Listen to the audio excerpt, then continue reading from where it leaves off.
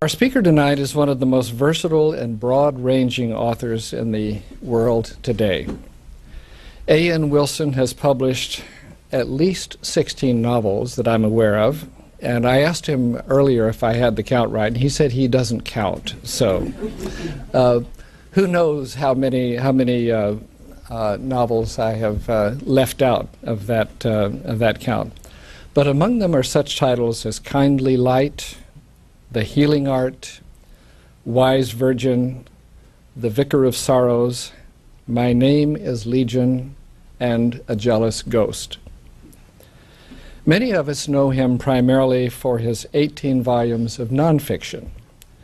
Mr. Wilson has written biographies of such figures as Jesus of Nazareth, the Apostle Paul, John Milton, Sir Walter Scott, Leo Tolstoy, C.S. Lewis, and Iris Murdoch. He has devoted several books to religious and philosophical questions, with such titles as How Can We Know?, The Church in Crisis, Against Religion, Why We Should Live Without It, and God's Funeral, a biography of faith and doubt in Western civilization. He has chronicled what he refers to as the rise and fall of the House of Windsor. He's supplied us with a charming history of London, and he has devoted 2 significant studies to the Victorians. According to William H. Pritchard, who reviewed the more recent of these studies for the Chicago Tribune, Mr. Wilson is incapable of writing a dull sentence, and he appears to have read everything of pertinence to his vast subject. Our own Michael Dirda of the Washington Post concurs with this judgment.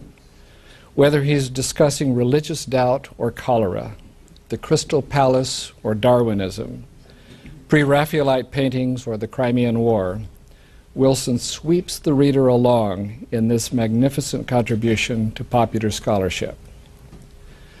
We're happy to note that Mr. Wilson has now turned his attention to what happened after the Victorians, and that is the title of the book that will be our focus tonight. And it's an honor to welcome him for what I know will be a memorable account of what made the first half of the 20th century such a traumatic period in our history. Mr. Wilson?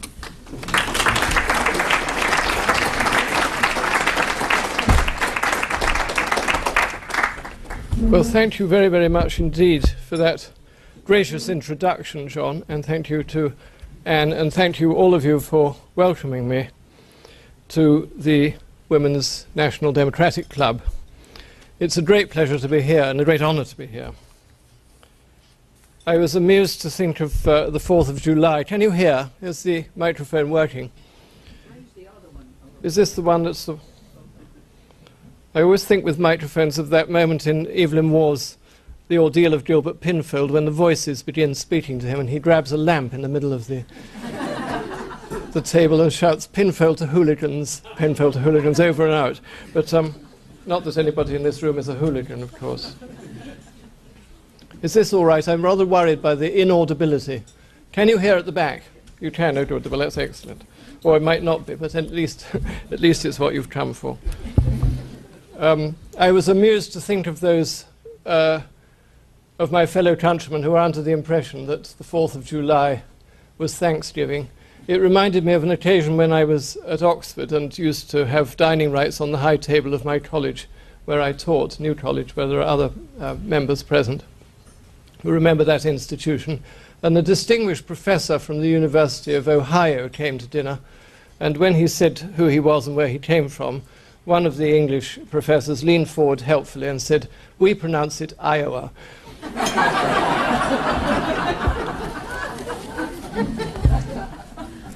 Anyway, here I am, not in Iowa or in Ohio, and having a very nice time.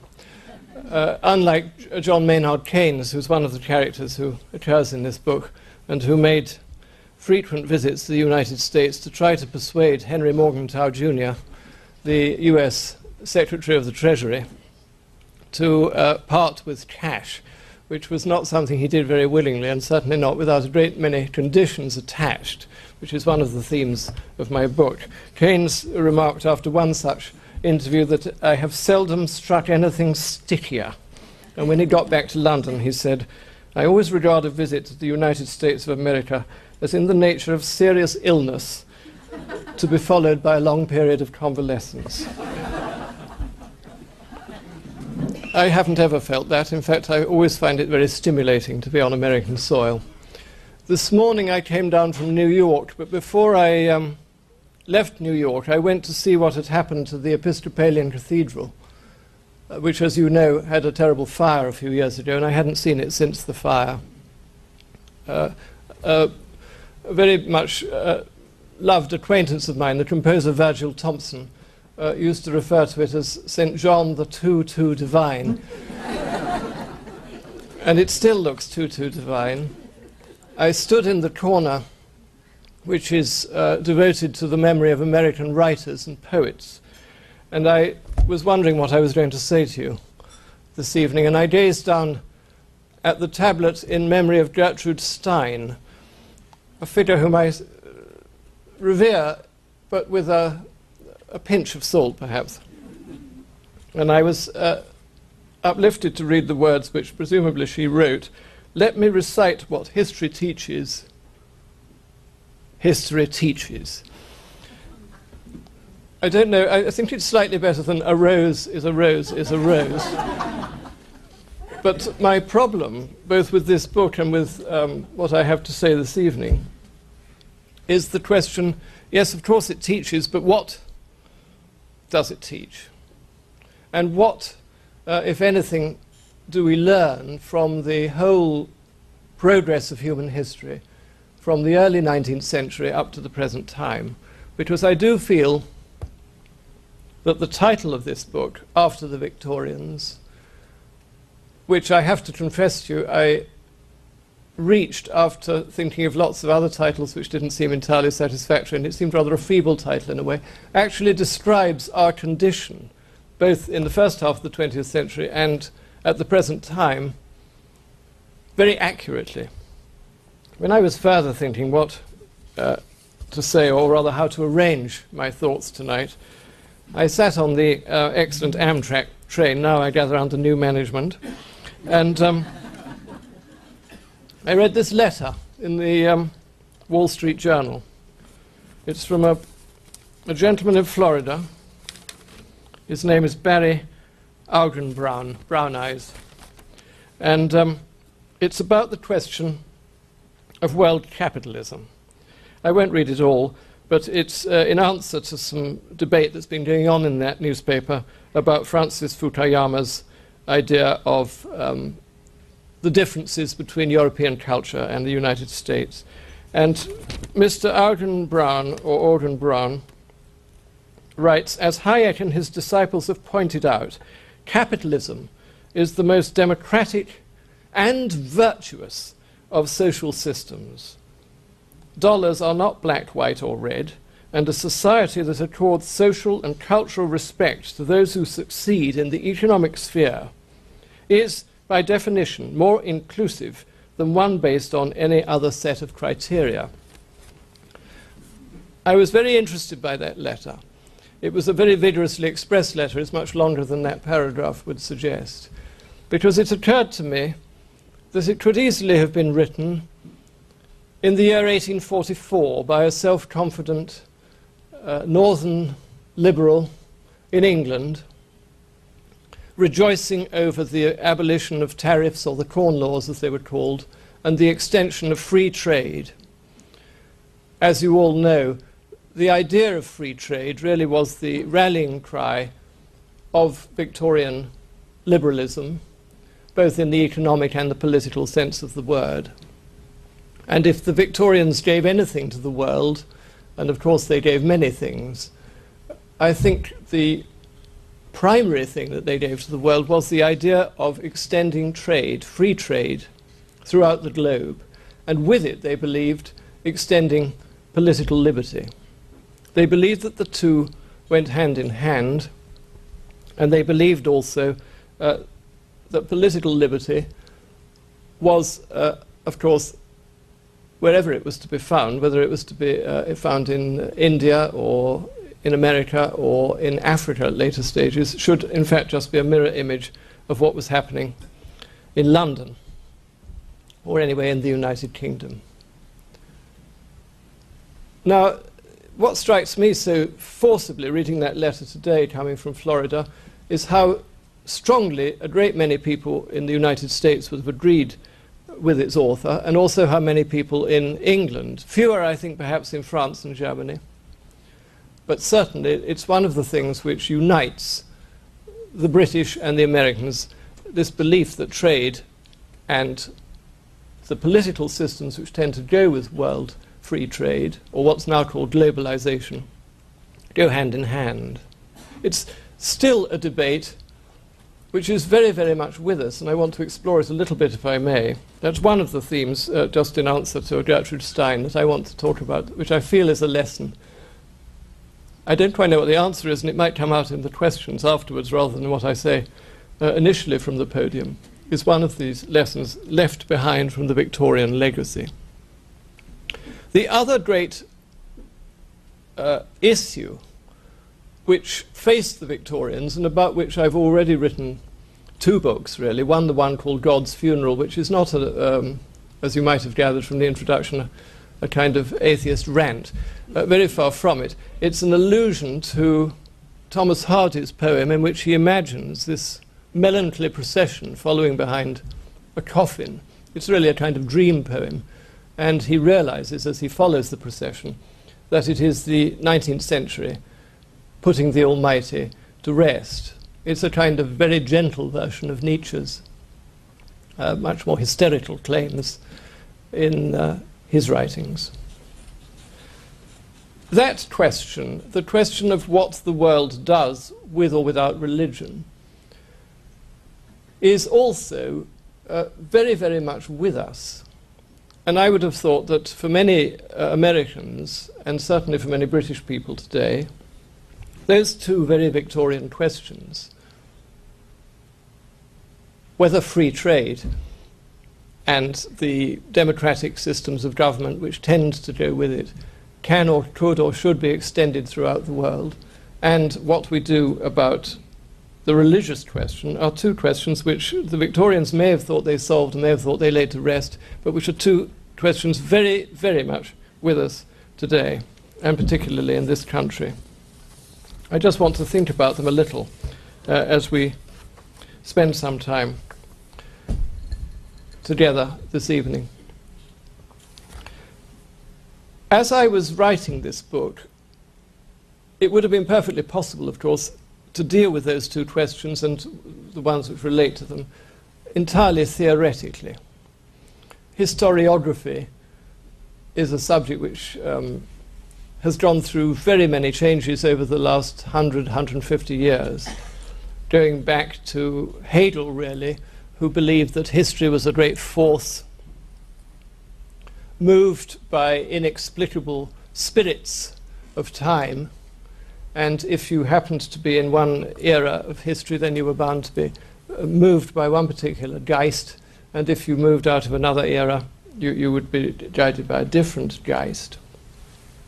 Karl Marx, who was really a Hegelian, took this up and defined this spirit in economic and materialist terms, of course, suggesting that if you have the right situation in economic terms, the right number of particular guilds in Italy, let us say, the right amount of gold being borrowed in Genoa here, the right amount of money being needed there, that you're going to end up absolutely inevitably and ineluctably with Pope Julius II commissioning Michelangelo to paint the Sistine Chapel. To me, such determinist interpretations of history have never been entirely satisfactory, because I think that human nature, mercifully, always gets in the way of such theories. And I've written my books, this one and the previous one, called The Victorians, with an almost conscious decision not to be guided by philosophical or political theories of any kind, but rather to see the experiences of our in this case, parents and grandparents' generation, in the case of the Victorians, a much earlier generation, to see these things in terms of human experience. And so if somebody reads one of my books and considers it to be a catalogue of gossip and anecdote, I should feel very happy, rather than considering it to be clever. Cleverness is something which I've tried, without very much difficulty, to avoid in this book, I think. Over this question of free trade and democracy, and then I'll think a little bit about the religious question, and then we perhaps generalize about the two and how they affect one another. I spent a vast amount of time reading for this book and wondering how I was going to bring everything together. And the more one thought about it, the more one realized that one of the central figures in the whole story was President Wilson and his vision of the world, which again is very much topical and very much with us, because so many people believe that a Wilsonian package for the world is still something which is a viable proposition, and something which, if it were exported, would bring peace and joy, even if it's exported under protest.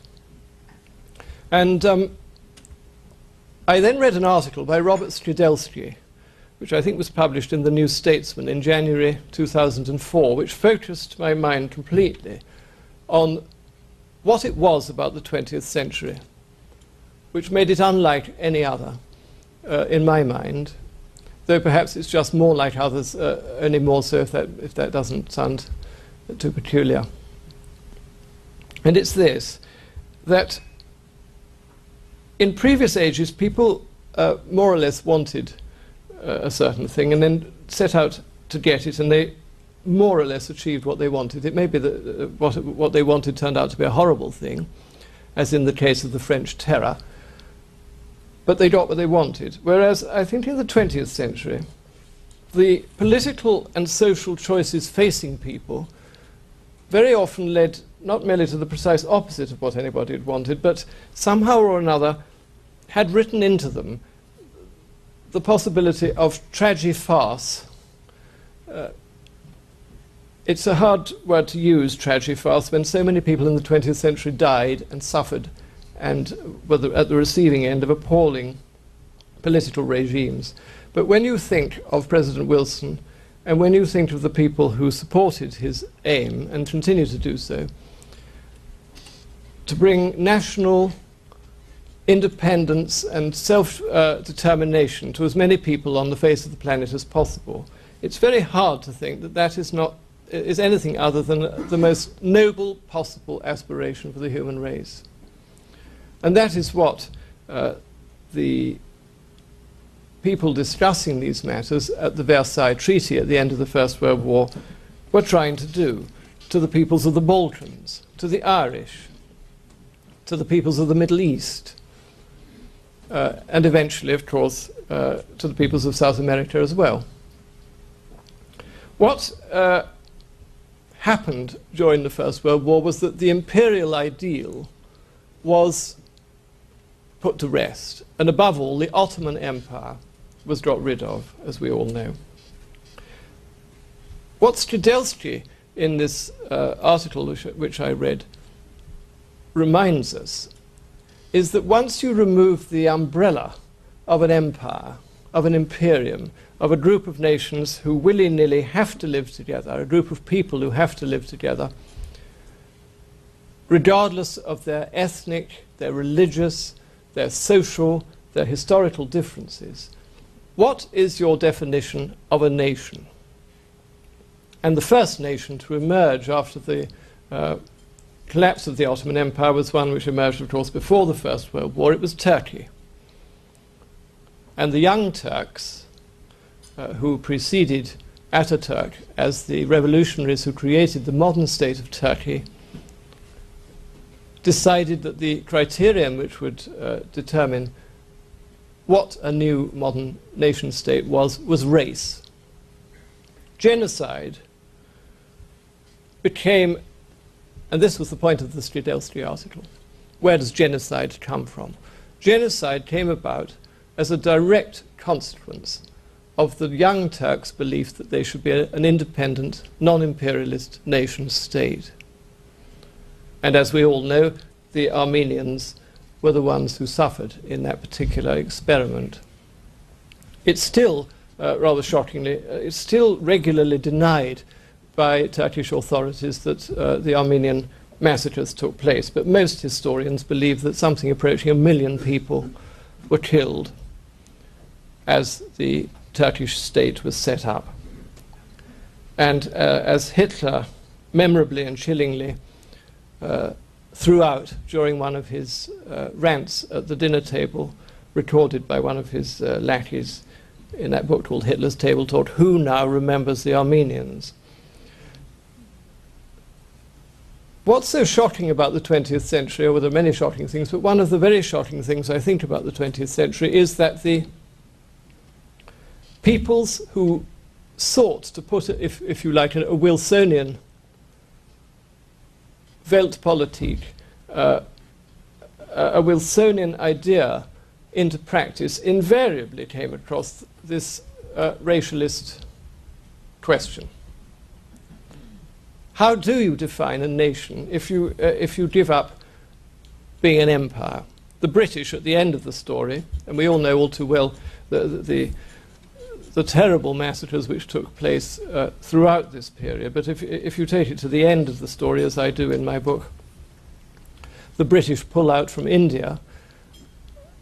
The British, having stayed in India too long, as everybody recognizes now, got out with indecent haste.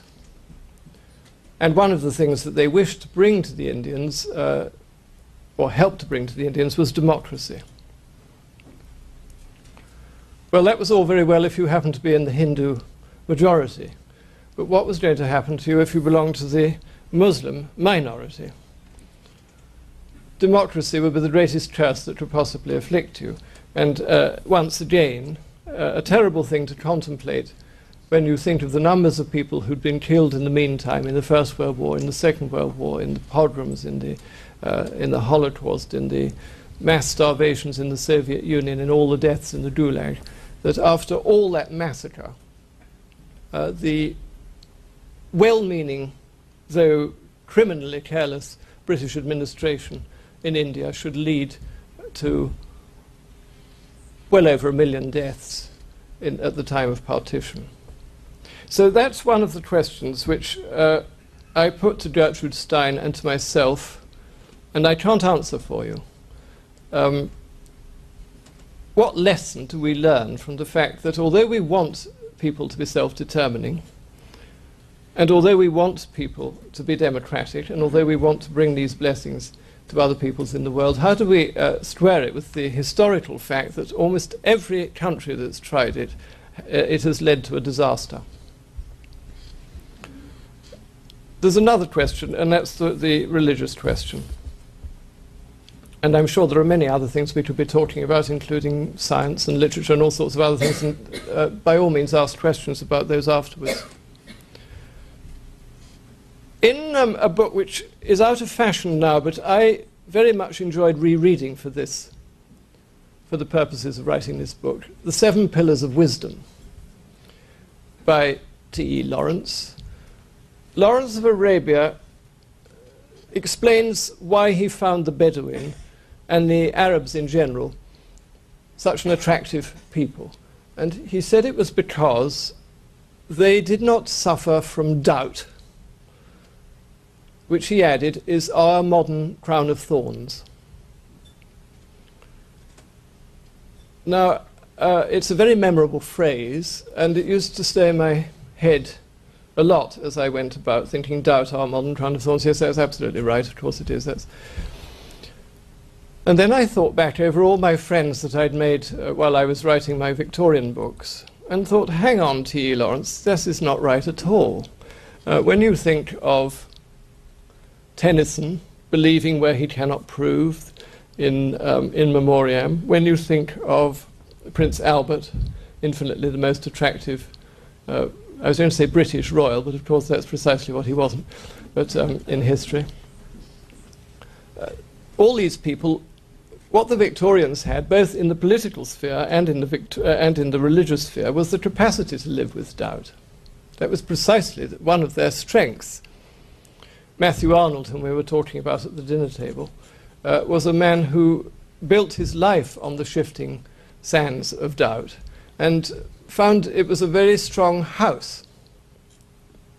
At the end of the 19th century, of course, there had been this divide between those who felt that modern biblical scholarship,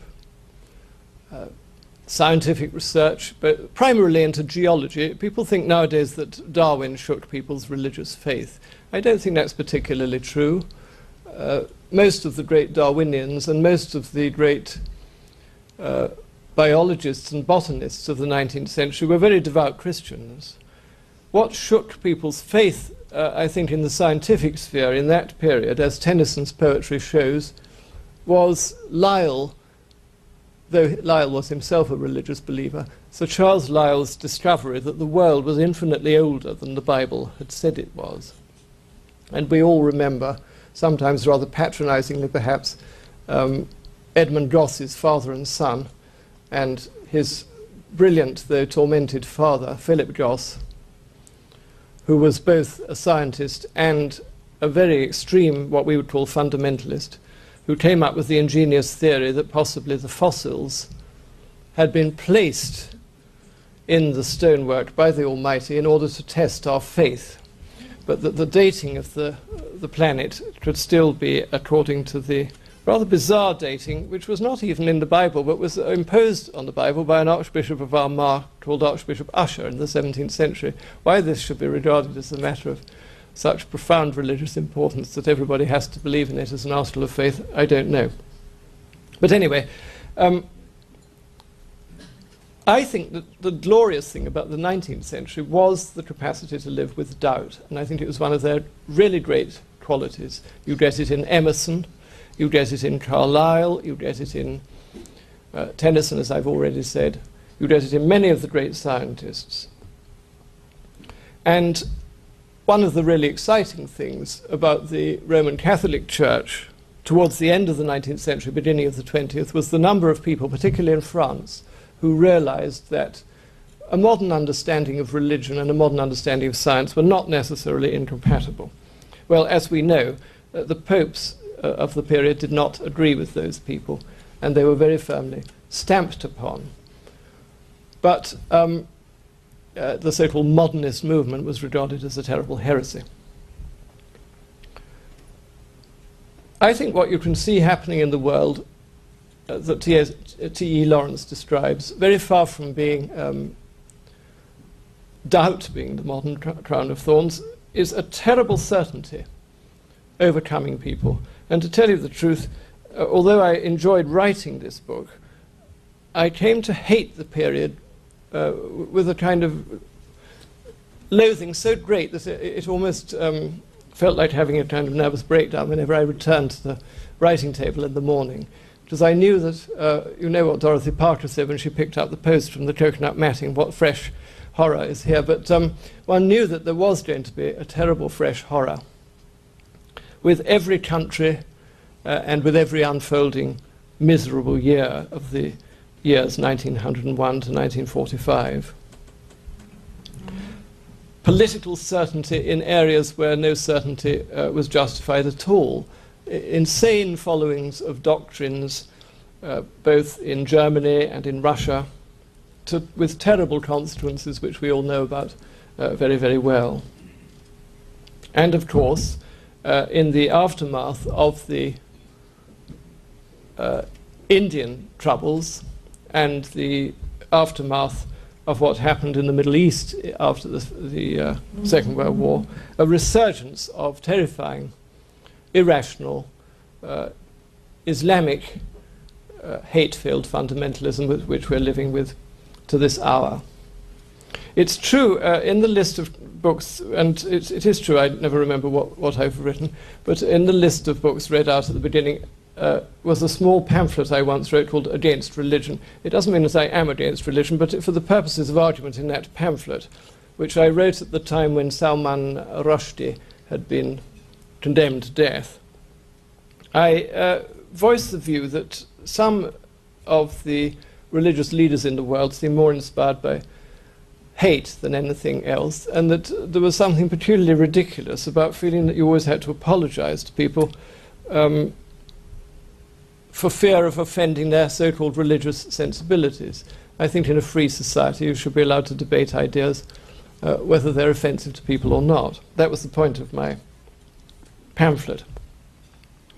But I think one of the really troubling things, one of the really troubling lessons, this is the second point, that I drew from this period, was that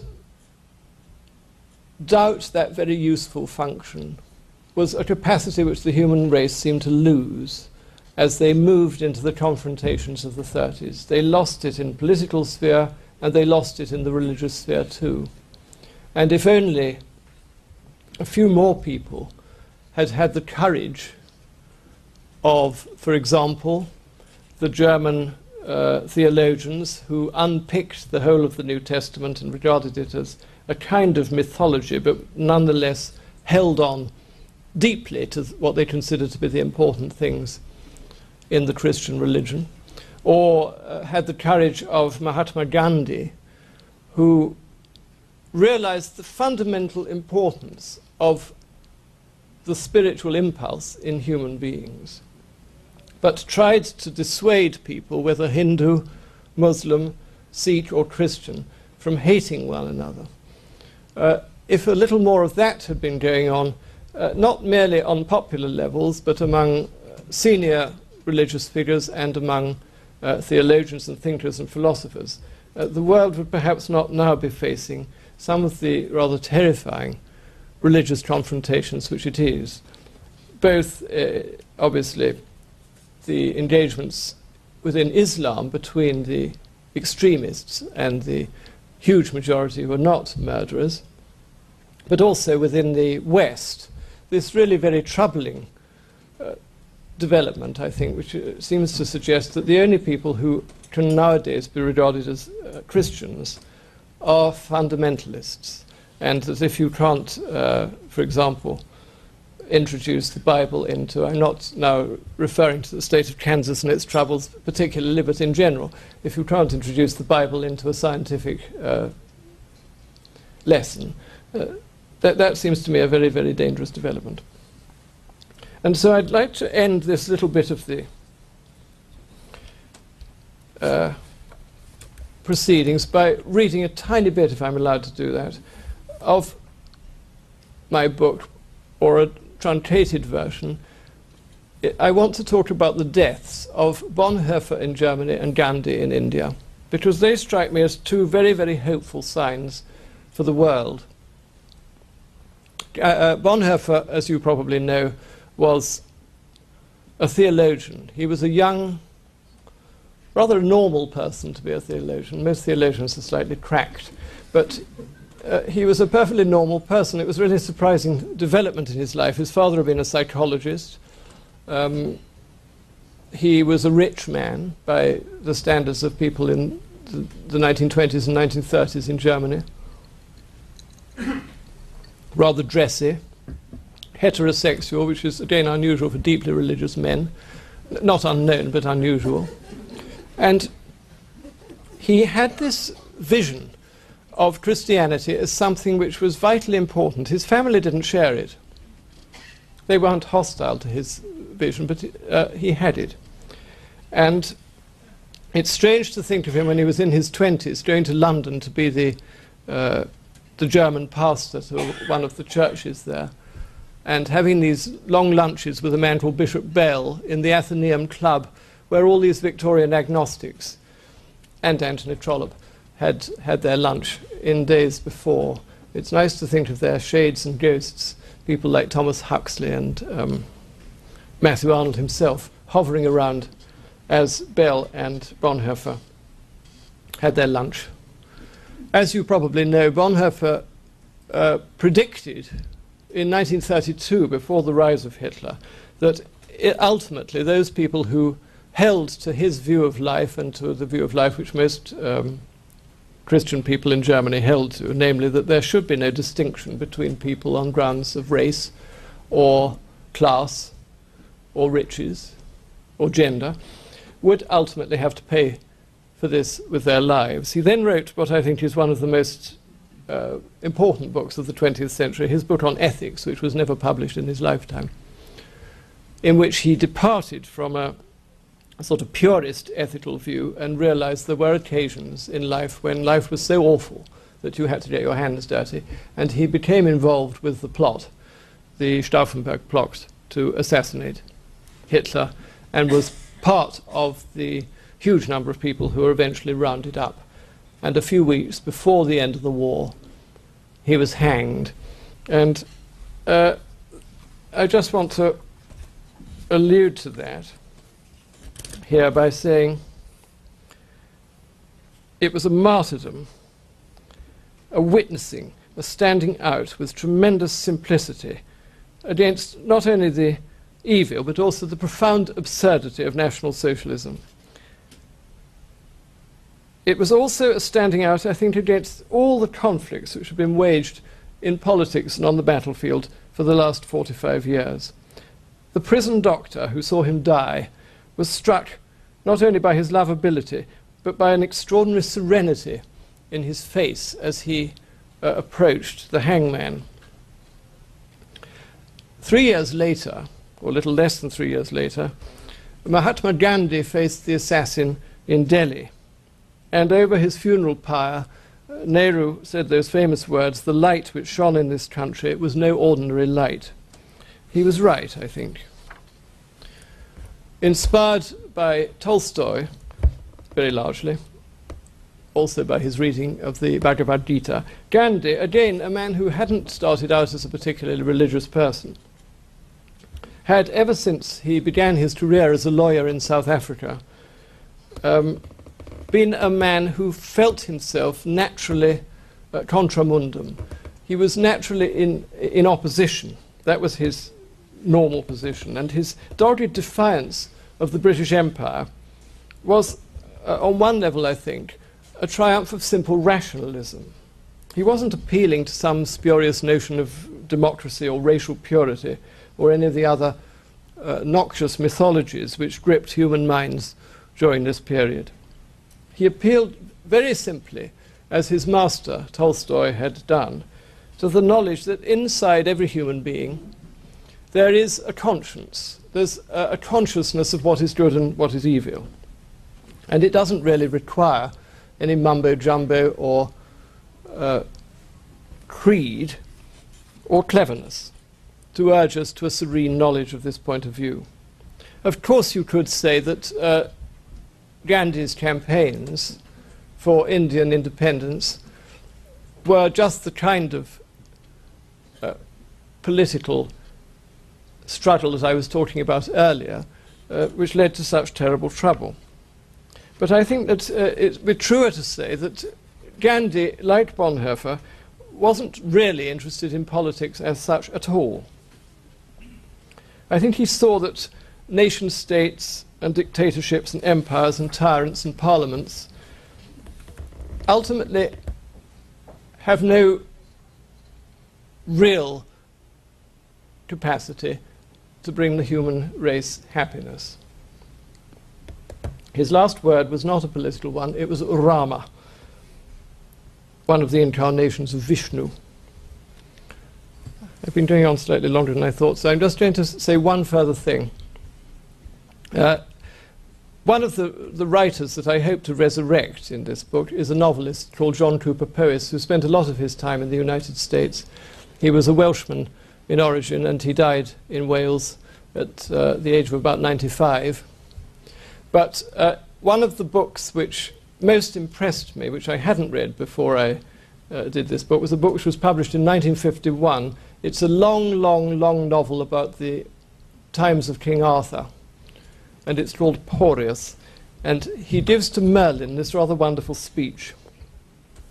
Nobody in the world, nobody beyond the world can be trusted with power. And I think if I were answering Gertrude Stein and her shade, I would say that was what my lesson for the 20th century was. Nobody in the world can be trusted with power. The golden age can never come again till governments and rulers and kings and emperors and priests and druids and gods and devils learn to unmake themselves and leave men and women to themselves.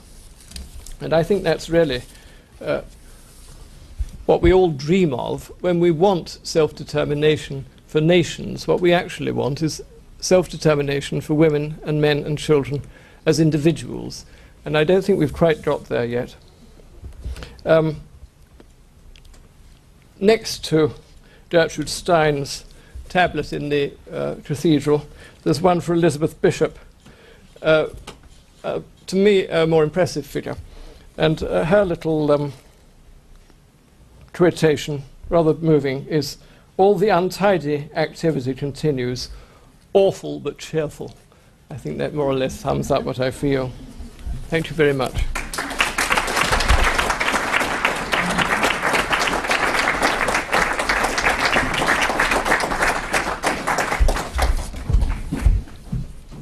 That was wonderful. Thank you so very, very much. I invite all of you to write your questions down on cards, and people will bring them up, and we'll do the best we can to get them answered here. Yeats said, "The best lack all convictions." You need more mic. The mic is not on. We're with Yeats. Yes. Yeats said, "The best lacked all conviction. Would the world have been better off if believers in democracy in the 30s had strong convictions?" Did you all hear? Yeah. Well, I mean, the trouble with the 30s, there were thousands of troubles with the 30s, but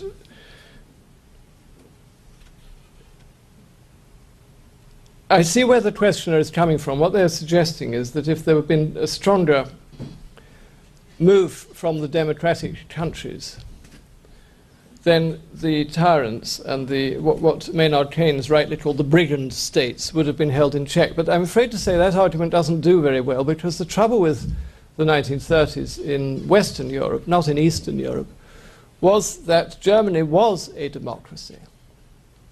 And Adolf Hitler was not, although he liked to speak of his grasp of power and his seizure of power, and it's certainly true that his seizure of power within the cabinet was pretty shady, he was elected. He got there by democratic means, and I'm fairly sure that after a year in power, although he actually abolished elections, as we know, had he stood for election, he would have been re-elected with thunderous majority. So that one is in a problem there, thinking about were democracies as such. If by that you mean do decent countries, whatever they may be, did they do enough? The trouble is, when you look at the borders, what could they have done? It becomes, I'm not being a revisionist here, and of course the British government in particular behaved deplorably throughout the 1930s, absolutely deplorably. And Churchill, almost alone, with a very small band of friends, reminded them in season and out of season of how badly they were behaving and how stupid they were being. Of course there were things which could have been done. But what couldn't have been done is what was dreamed of by some of the Germans who were horrified by what was going on in their own country, of an actual invasion or a takeover. Who would have done it? You couldn't have got through Switzerland, you couldn't have got through Austria. The real key to the whole question, as we all see now in retrospect, was Czechoslovakia. It was a thriving industrial democracy, bang in the middle of Europe, and it was on Hitler's doorstep, and he wanted it. And instead of realizing that the Czechoslovakian army would have been extremely dangerous against the German army if it had been united with the British and the French, Neville Chamberlain, with an act of criminal folly, went and offered it to Hitler as a chip on the card table. And such a thing is a perpetual blot on the memory of Great Britain, I'm afraid to say. In retrospect, was there any logical rationale for the post-Victorians to establish Iraq as a nation? Ah, well, here is a very topical question.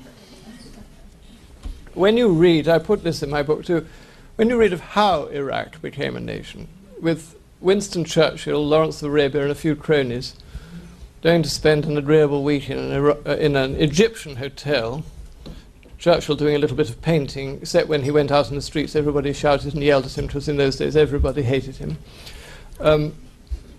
This group of Europeans calmly deciding what Lawrence's former friends and comrades in arms in the First World War should be offered as a little reward for their part in the revolution. As Lawrence himself admitted, it was only a sideshow, the Bedouin the Bedouin help against the Turkish army. The main work had been done by the Australians, as a matter of fact, and also by the mainstream Arab armies. But they offered to Faisal the possibility of becoming a king in Iraq, and his kinsman was given the kingdom of Jordan. And they simply sat down with a pencil and a map, and they drew out this border, with the consequences that we are still living with, I'm afraid. But of course, it would be naive to pretend that they were doing it for reasons of romanticism. As you all know, I'm sure, in about 1908, the Germans built a railway stretching from Berlin and going through what's now Turkey and eventually reaching Baghdad itself. And this was one of the determining features of British horror and paranoia, which led to the First World War. There's no question about that, that at a time in history when power depended entirely on navies, the British Navy could be said to have won the war for the British before, certainly held the war in the British balance before the intervention of the Americans. The British Navy led to the deaths of 85,000 German civilians during their terrible winter of starvation, 1915 to 16, when the British Navy blockaded the German ports, the so-called turnip winter for the Germans. Navies were absolutely crucial, and in that period, before the First World War, they'd stopped being fueled by coal and they'd become fueled by this new material which had been discovered and developed, and the Basra oil fields became absolutely central.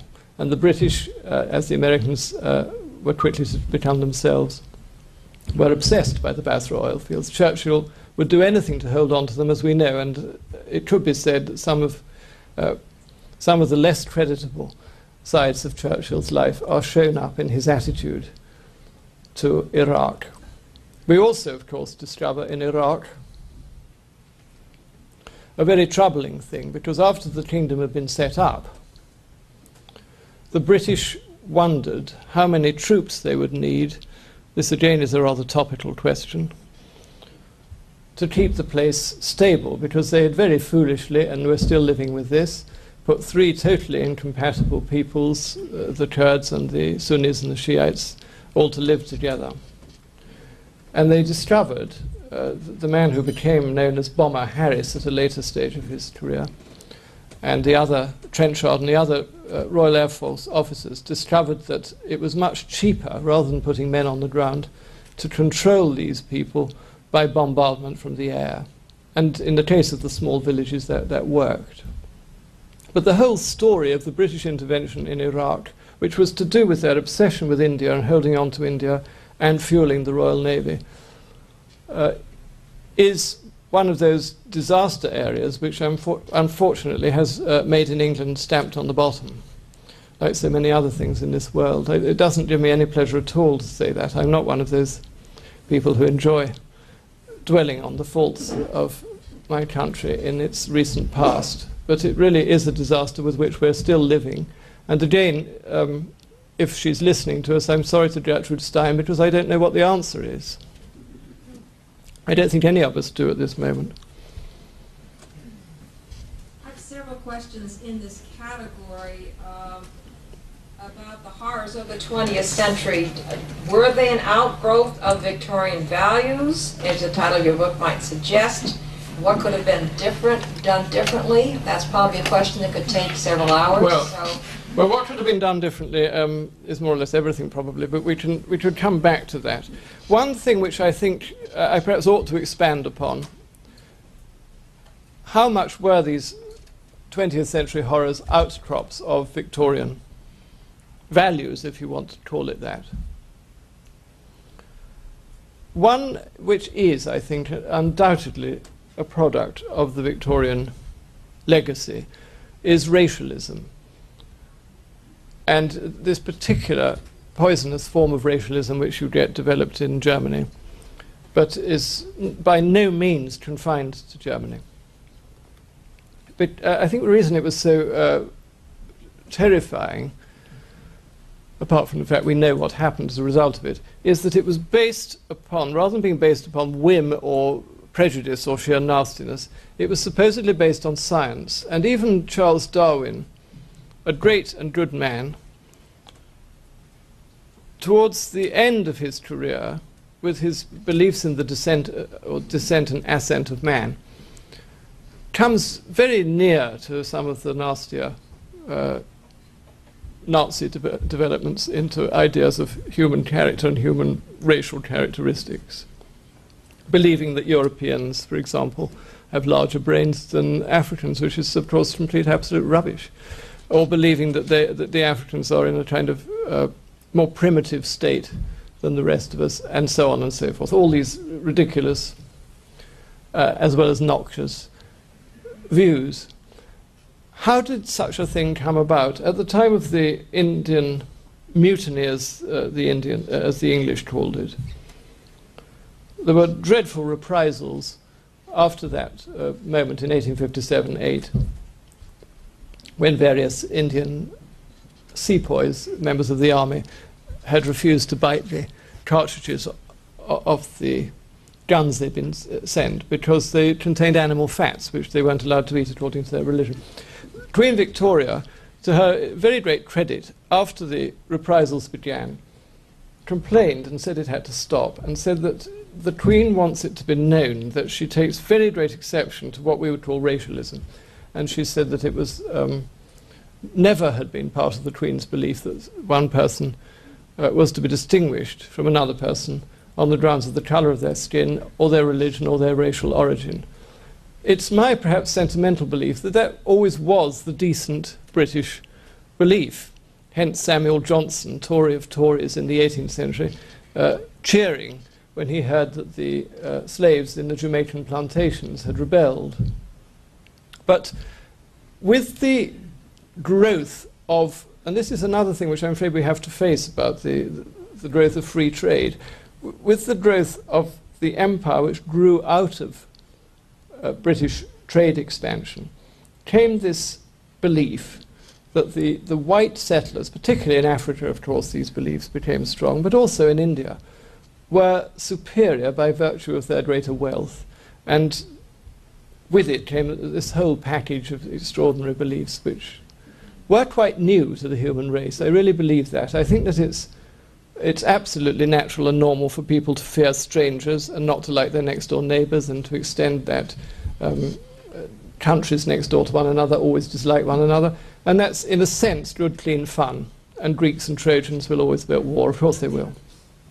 But it's a very different thing, I think, from saying that, scientifically speaking, Trojans are an inferior or a lesser breed or a subhuman breed, and the Greeks are the superior.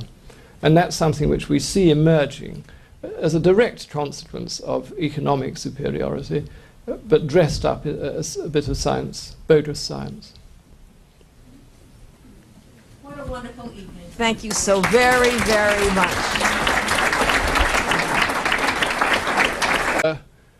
Of my fellow countrymen who are under the impression that the 4th of July was Thanksgiving, it reminded me of an occasion when I was at Oxford and used to have dining rights on the high table of my college where I taught, New College, where there are other members present. who remember that institution. And a distinguished professor from the University of Ohio came to dinner, and when he said who he was and where he came from, one of the English professors leaned forward helpfully and said, "We pronounce it Iowa."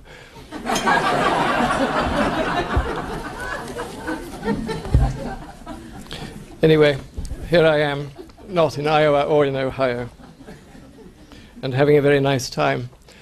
Unlike John Maynard Keynes, who's one of the characters who occurs in this book, and who made frequent visits to the United States to try to persuade Henry Morgenthau Jr., the US Secretary of the Treasury, to part with cash, which was not something he did very willingly, and certainly not without a great many conditions attached, which is one of the themes of my book.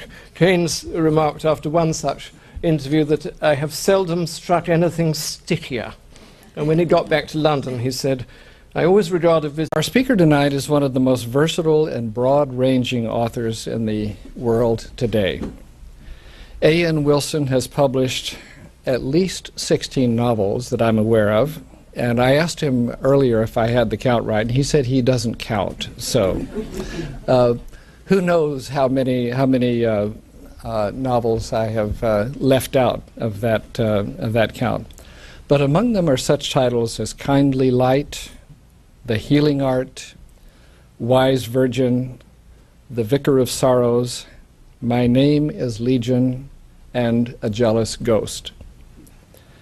Many of us know him primarily for his 18 volumes of nonfiction. Mr. Wilson has written biographies of such figures as Jesus of Nazareth, the Apostle Paul, John Milton, Sir Walter Scott, Leo Tolstoy, C.S. Lewis, and Iris Murdoch. He has devoted several books to religious and philosophical questions, with such titles as How Can We Know?, The Church in Crisis, Against Religion, Why We Should Visit the United States of America as in the nature of serious illness to be followed by a long period of convalescence. I haven't ever felt that. In fact, I always find it very stimulating to be on American soil.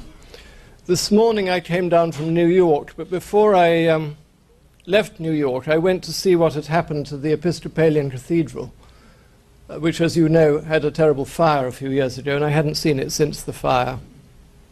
A very much loved acquaintance of mine, the composer Virgil Thompson, used to refer to it as St. John the Too Divine.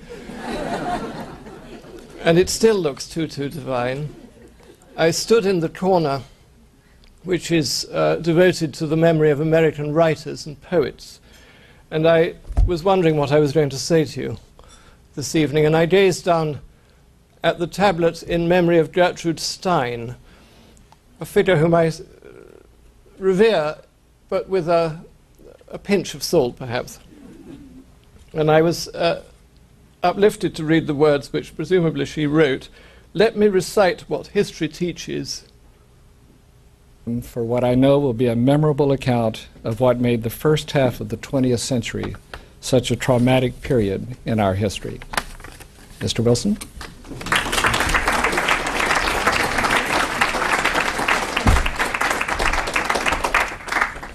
Well, thank you very, very much indeed for that gracious introduction, John, and thank you to Anne, and thank you all of you for welcoming me to the Women's National Democratic Club. It's a great pleasure to be here and a great honor to be here.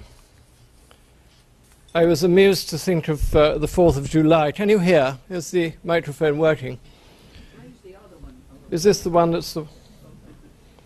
I always think with microphones of that moment in Evelyn Waugh's The Ordeal of Gilbert Pinfold, when the voices begin speaking to him and he grabs a lamp in the middle of the table and shouts, Pinfold to hooligans, over and out. But not that anybody in this room is a hooligan, of course. Is this all right? I'm rather worried by the inaudibility. Can you hear at the back? You can, oh good, well that's excellent. Or it might not be, but at least it's what you've come for. I was amused to think of those... live without it. And God's Funeral a biography of faith and doubt in Western civilization.